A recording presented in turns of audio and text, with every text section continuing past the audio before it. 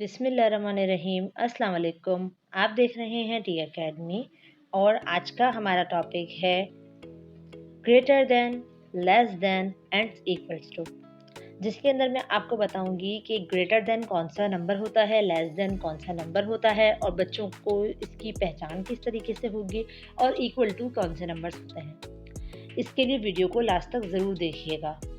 इससे पहले अगर आपने मेरा चैनल सब्सक्राइब नहीं किया तो सब्सक्राइब कर दें और बेल आइकन पर क्लिक कर दें ताकि आगे आने वाली इंफॉर्मेटिव वीडियो आप तक पहुंच सके।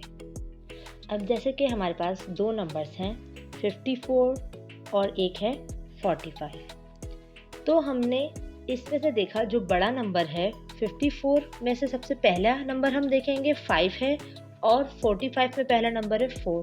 तो सबसे पहले हम इन पहले नंबर्स को हम कंपेयर करेंगे। तो हमने देखा कि 4 और 5 में से 5 बड़ा नंबर है, 5 बड़ा डिजिट है, इसलिए फिर हमने क्या करा, जो हमारा साइन था वो हमने ग्रेटर दैन बना दिया, मतलब 54 की तरफ हमने इसका रुख कर दिया।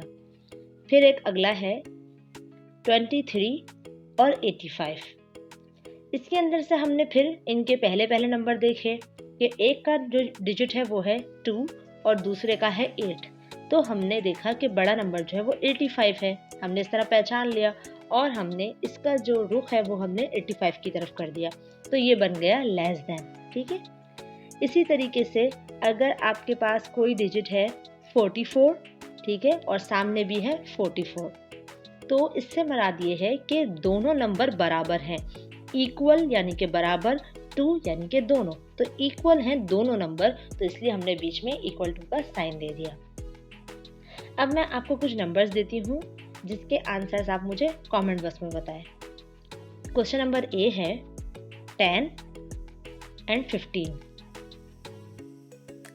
Question number B 98 and 60। Question number 3 53 and 53।